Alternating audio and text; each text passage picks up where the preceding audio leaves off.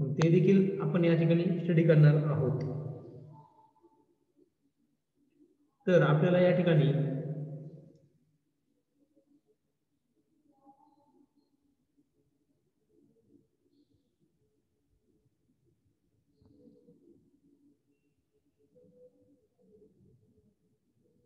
Composite wall आपण या ठिकाणी घेणार आहोत आणि त्या कॉम्पोजिट वॉलमध्ये आपण कंबाईन त्या ठिकाणी कंडक्शन आणि कन्व्हेक्शन हीट ट्रान्सफर कशी होते कॉम्पोजिट वॉलमध्ये ते आपण या ठिकाणी पाहणार आहोत. सपोज कन्सिडर करा या ठिकाणी कॉम्पोजिट वॉल आहे. कॉम्पोजिट वॉल ही वेगवेगळ्या मटेरियलपासून बनलेली आहे. सपोज या ठिकाणी फर्स्ट मटेरियल दिसते तुम्हाला,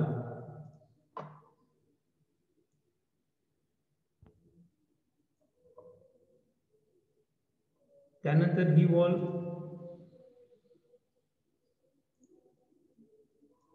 त्या ठिकाणी दुसरी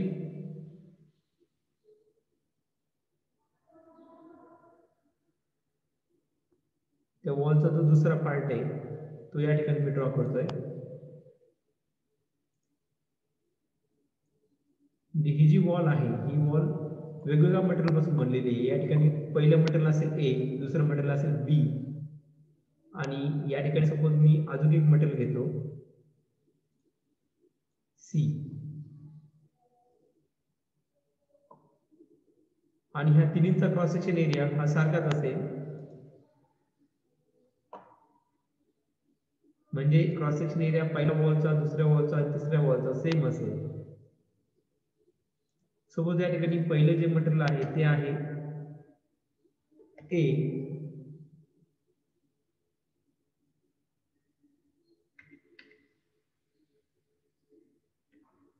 दुसरं मटेरियल आहे बी आणि तिसरं आहे सी. म्हणजे अशा तीन मटेरियल पासून हे बनलेले आहे. समजतंय? सोबत पहिलं मटेरियल असेल ए, दुसरं मटेरियल आहे बी, तिसरं मटेरियल आहे सी. असं हे तीन मटेरियल पासून ते बनलेलं आहे. समजते? A B C. या ठिकाणी पहिलं जे मटेरियल आहे त्याची लेंथ असेल एल ए, दुसरं जे मटेरियल आहे त्याची लेंथ असेल एल बी आणि तिसऱ्या मटेरियलसाठी लेंथ असेल एल सी. समजतंय? तर पहिल्या मटेरियलसाठी जी लेंथ आहे ती असेल एल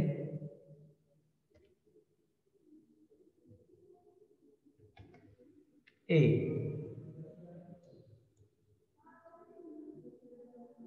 समजतंय?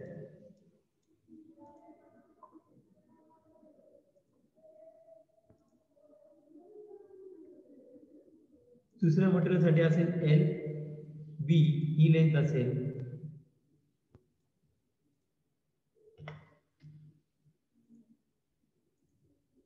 आणि तिसरं जे मटेरियल आहे त्याची लेंथ असेल एल सी. समजतंय? या ठिकाणी जे तिन्ही मटेरियलच्या लेंथ आपण घेतल्यात आणि तिन्हींचा क्रॉस सेक्शन एरिया सेम असेल आणि या ठिकाणी पहिलं जे मटेरियल आहे त्याची थर्मल कंडक्टिव्हिटी आपण घेऊया.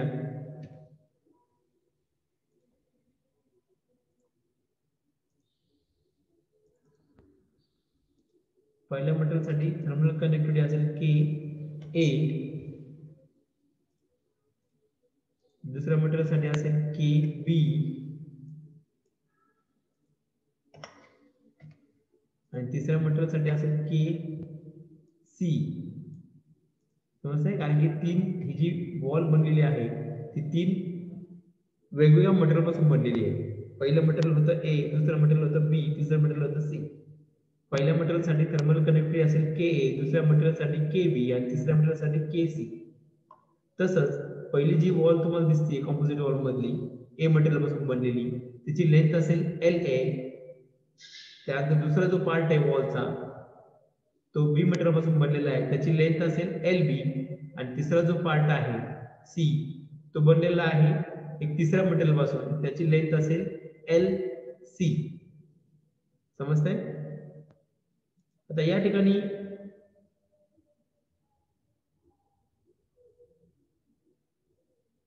पहिली जी वॉल आहे तिचा पहिला सरफेस, पहिल्या वॉलचा पहिला सरफेस जर आपण घेतला तर त्या ठिकाणी त्याचं टेम्परेचर असेल T1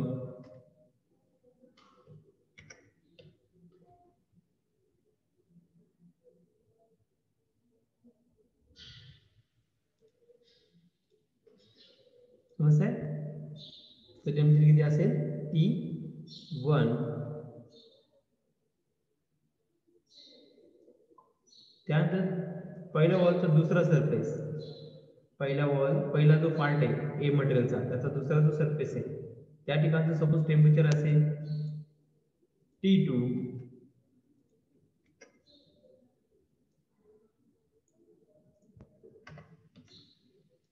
त्यानंतर दुसरी जी पार्ट आहे वॉलचा तो बी मटेरियल पासून बनलेला आहे तर त्याचा पहिला सरफेसचा टेम्परेचर T2 असेल आणि त्याचा जो दुसरा सरफेस आहे सपोज त्याचं टेम्परेचर T3 असेल.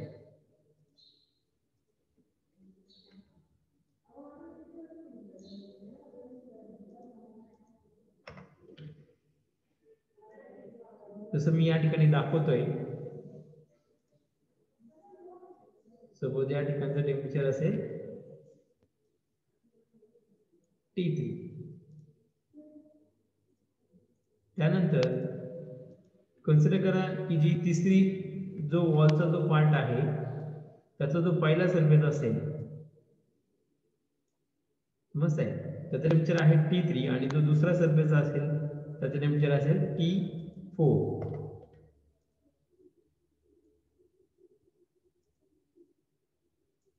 या ठिकाणी दाखवलेलं आहे.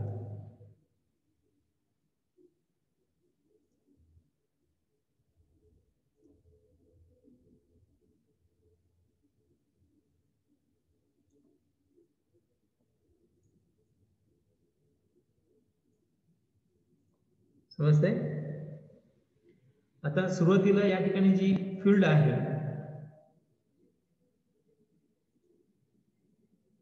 आता आपल्याला ही जी कॉम्पोजिट वॉल दिसते ह्या कॉम्पोजिट वॉल साठी कंडक्शनचा फॉर्म्युला तसंच कन्व्हेक्शनचा फॉर्म्युला हे दोन्ही फॉर्म्युले तुम्हाला एकत्रितपणे या ठिकाणी लावायचे आहेत.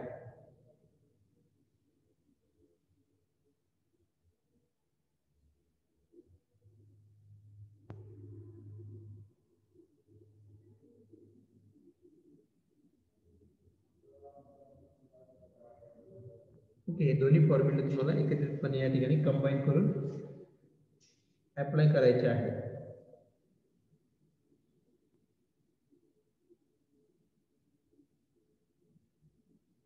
ही वॉल कशी सिरीज मध्ये आपण लावलेली आहे.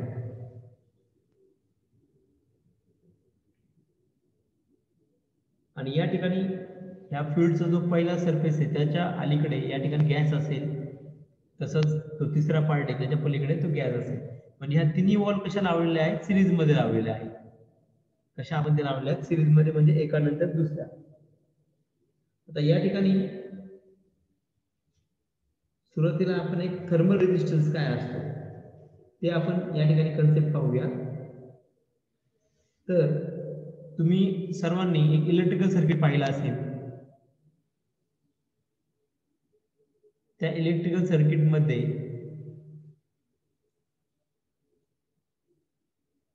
एक रेजिस्टन्स असेल त्या ठिकाणी जसं की मी या ठिकाणी दाखवतोय तुम्हाला. तो रेजिस्टन्स सपोज R असेल आणि त्या रेजिस्टन्स थ्रू जो काही करंट आहे तो करंट काय होतोय त्या ठिकाणी पास होतो.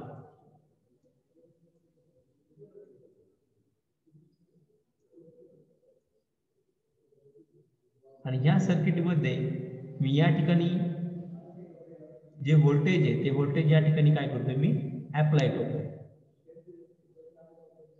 इमेजिन होतंय. या ठिकाणी मी काय केलंय एक व्होल्टेज अप्लाय केलंय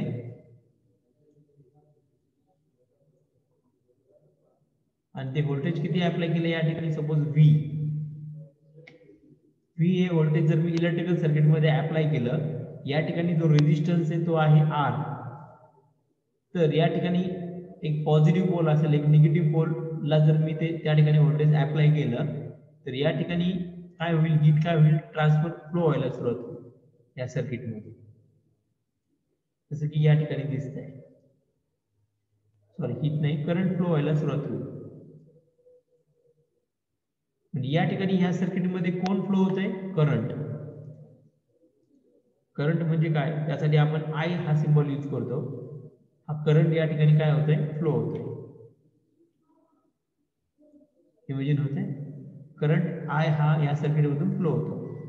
तर हा करंट का फ्लो होतो, कारण की ह्या सर्किटमध्ये आपण काय केलंय, एक व्होल्टेज त्या ठिकाणी काय केलंय, अप्लाय केलंय. समजतंय, या ठिकाणी आपण ह्या सर्किटला काय केलंय, एक व्होल्टेज अप्लाय केलंय. व्होल्टेज म्हणजे पोटेन्शियल डिफरन्स, पोटेन्शियल डिफरन्स हा अप्लाय केलाय, व्होल्टेज अप्लाय केलंय, एक पॉझिटिव्ह निगेटिव्ह. ह्या व्होल्टेजमुळे काय होतं, त्या सर्किटमध्ये करंट फ्लो होतो. म्हणजे फ्लो पण होतंय करंट. म्हणजे हा करंट फ्लो होत असताना या ठिकाणी ह्या करंटला या सर्किटमधून फ्लो होऊ नये त्यासाठी विरोध कोण करणार आहे, हा रेझिस्टन्स. इमेजिन होतंय, रेझिस्टन्स काय करतो, अपोज करतो टू फ्लो ऑफ करंट. या करंटला काय करतो, तो विरोध करतो, ते पुढे जाऊ नये, या सर्किटमधून पुढे जाऊन पुढे फ्लो होऊ नये त्यासाठी हा करंट काय करतो, सॉरी रेझिस्टन्स काय करतो, त्या करंटला फ्लो होण्यासाठी होऊ नये त्यासाठी तो विरोध करतो. समजतंय, म्हणजे हा रेझिस्टन्स करंटला विरोध करतो पुढे फ्लो होण्यासाठी. आणि व्होल्टेजमुळे काय होतं, व्होल्टेज हा एक पोटेन्शियल डिफरन्स आहे जो अप्लाय केलाय आपण ह्या सर्किटमध्ये, तो अप्लाय केल्यामुळे हा करंट फ्लो होतो. समजतंय, करंट का फ्लो झाला, ह्या व्होल्टेजमुळे. व्होल्टेज अप्लाय केलं त्यामुळे करंट फ्लो झाला सर्किटमधून, आणि करंट फ्लो होतोय, तर करंट फ्लो होत असताना त्या ठिकाणी करंटला फ्लो होण्यासाठी विरोध कोण करतंय, रेझिस्टन्स. हे इलेक्ट्रिकल सर्किटमध्ये घडतंय. समजतंय, मग सेम आपण या ठिकाणी जर आपण या ठिकाणी अशा वेगवेगळ्या वॉल जर घेतल्या आणि या ठिकाणी जर आपल्याला हीट ट्रान्सफर करायची, हीट. समजतंय, इमेजिन होत आहे.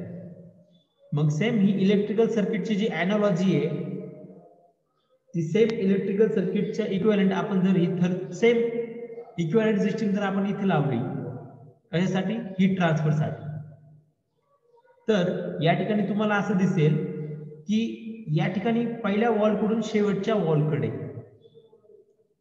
सांगा काय होते, हीट जाते. पहिल्या सर्फेसकडून शेवटच्या सर्फेसपर्यंत काय होते, हीट ट्रान्सफर होते ना. हीट म्हणजे काय, क्यू, हीट ट्रान्सफर होते. इथे काय ट्रान्सफर होते, करंट. इथे काय ट्रान्सफर होते, हीट. म्हणजे हीट आणि करंट हे दोन काय झाले, एकसारखे झाले. समजतंय, आपण एकसारखं सर्किट सांगतोय, साम्य दोघांमध्ये साम्य कसं आहे ते आपण घेतोय. समजतंय, इलेक्ट्रिकल सर्किट आणि जी आपली हीट ट्रान्सफर होते वॉल थ्रू, त्या दोघांमध्ये सिमिलॅरिटी आपण घेतोय, सारखेपणा.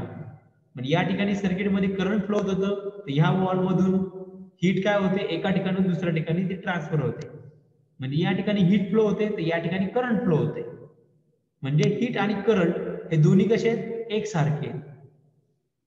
समजतंय, म्हणजे या ठिकाणी हे जे इलेक्ट्रिकल सर्किट आहे, त्या इलेक्ट्रिकल सर्किटसाठी मला एक फॉर्म्युला अप्लाय करायचा आहे. एक फॉर्म्युला काय करायचा आहे, मला अप्लाय करायचा आहे.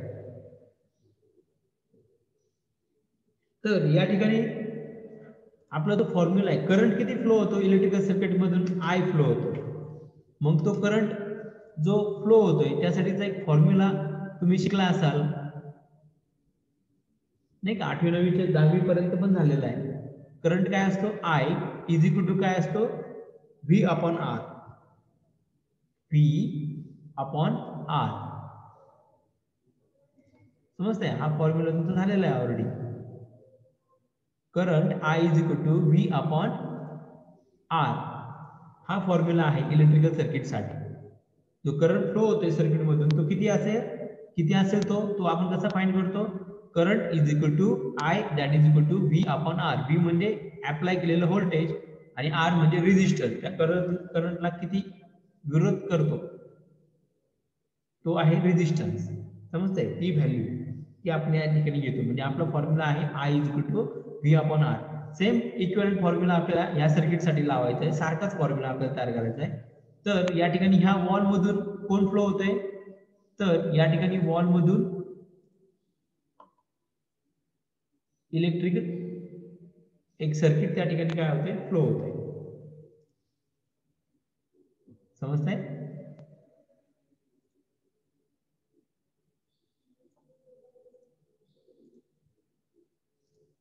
इमेजिन होतंय ह्या वॉल मधून कोण फ्लो होतंय?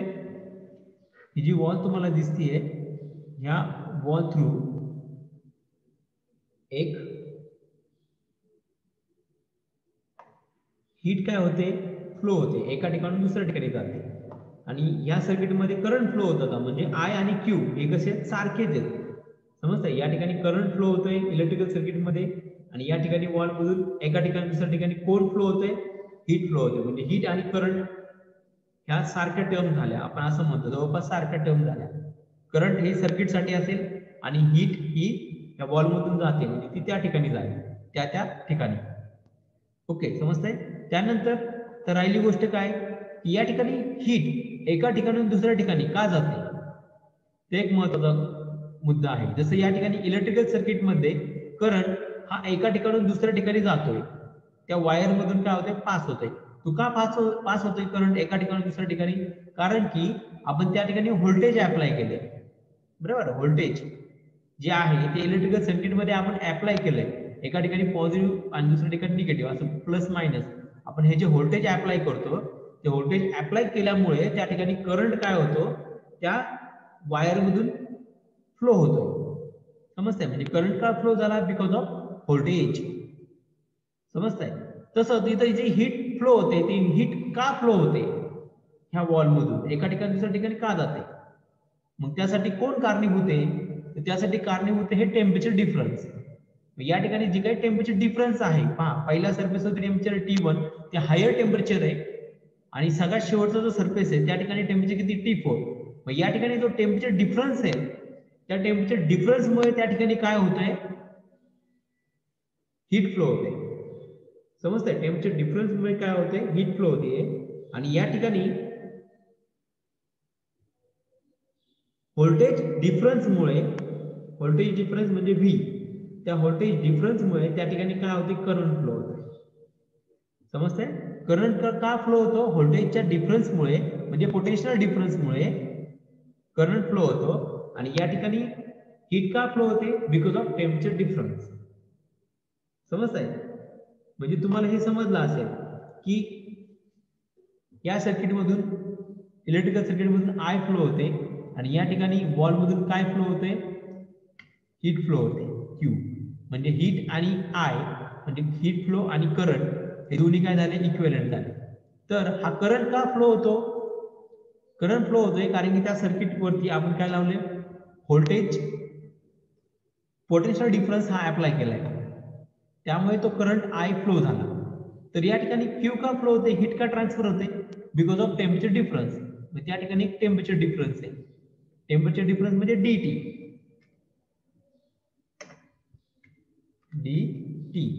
मग त्या टेम्परेचर डिफरन्समुळे त्या ठिकाणी काय होतं? करंट फ्लो होतो, सॉरी हीट फ्लो होते. म्हणजे तो टेम्परेचर डिफरन्स आणि पोटेन्शियल डिफरन्स हे दोन्ही काय झाल्या? सारख्या टर्म झाल्या. त्यानंतर तिसरी टर्म आहे रेझिस्टन्स. जसं या सर्किटमध्ये इलेक्ट्रिकल सर्किटमध्ये R हा रेझिस्टन्स आहे जो करंटला पुढे फ्लो होऊ नये त्यासाठी काय करतो? विरोध करतो. तसंच या वॉलमध्ये देखील काय असेल? एक रेझिस्टन्स असेल जो रेझिस्टन्स काय करेल? ती हीट जी आहे त्या हीटला त्या वॉल मधून पुढे पुढे जाऊ नये त्यासाठी ती विरोध करेल. मग तो जो रेझिस्टन्स आहे त्याला आपण म्हणतो थर्मल रेझिस्टन्स. त्याला आपण काय म्हणतो? Thermal resistance. मग त्यासाठी सिंबल आहे RTH. समजतंय? थर्मल रेझिस्टन्स हा आपण त्यासाठीचा सिंबल त्या ठिकाणी आपण वापरूया. ओके, समजतंय? RTH म्हणजे हा जो थर्मल रेझिस्टन्स आहे आणि इलेक्ट्रिकल सर्किटमध्ये जो रेझिस्टन्स आहे दोन्हींचं काम काय असेल? विरोध करणे. बरोबर? हे दोन्ही काय झाले इक्विव्हॅलेंट झाले.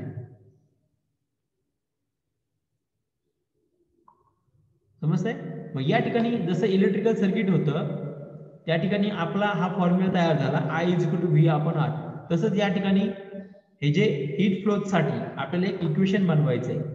मग या ठिकाणी पहा I म्हणजे करंट आणि हीट फ्लो हे दोन्ही पण फ्लो होत आहे बरोबर.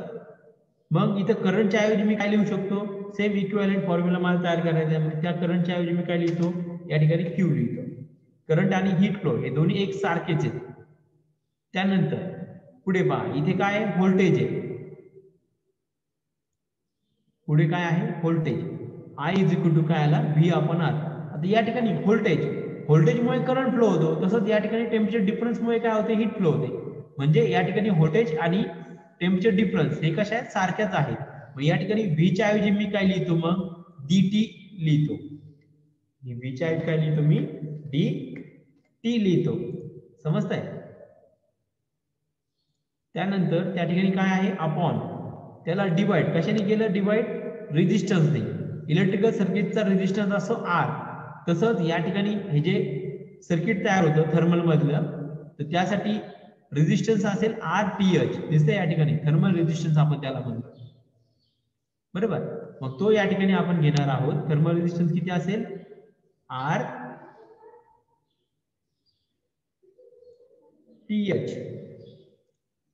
समजतंय. म्हणजे हा झाला आपला फॉर्म्युला. समजतंय. एक इक्विव्हॅलेंट फॉर्म्युला आपण तयार केला इलेक्ट्रिकल सर्किट मध्ये. मग इलेक्ट्रिकल सर्किट साठी इक्विव्हॅलेंट फॉर्म्युला समजला काय आहे Q = dt/RTH. म्हणजे या ठिकाणी हीट फ्लो होते म्हणजे हीट फ्लो आणि करंट हे काय आहेत इक्विव्हॅलेंट आहे. तसंच हीट फ्लो होते ह्या वॉल मधून आणि इलेक्ट्रिकल सर्किट मध्ये करंट फ्लो होतो. त्यानंतर हा करंट का फ्लो होतो because of potential difference V मुळे. तसंच ह्या थर्मल सर्किट मध्ये हीट का फ्लो होते बिकॉज ऑफ टेम्परेचर डिफरन्स. त्यानंतर जसं करंटला विरोध करण्यासाठी रेझिस्टन्स असतो तसाच या ठिकाणी हीट त्या वॉल मधून पुढे जाऊ नये त्या ठिकाणी ते मटेरियल रेझिस्ट करणार आहे. मग त्या ठिकाणी तो रेझिस्ट करण्याची जी काही व्हॅल्यू किंवा जी काही प्रॉपर्टी असेल किंवा जी काही टर्म असेल त्याला आपण काय म्हणतो थर्मल रेझिस्टन्स. समजलं. म्हणजे हे झालं आपलं फायनल इक्वेशन. समजतंय. ओके. या ठिकाणी RTH जो आहे त्याला आपण म्हणतो थर्मल रेझिस्टन्स.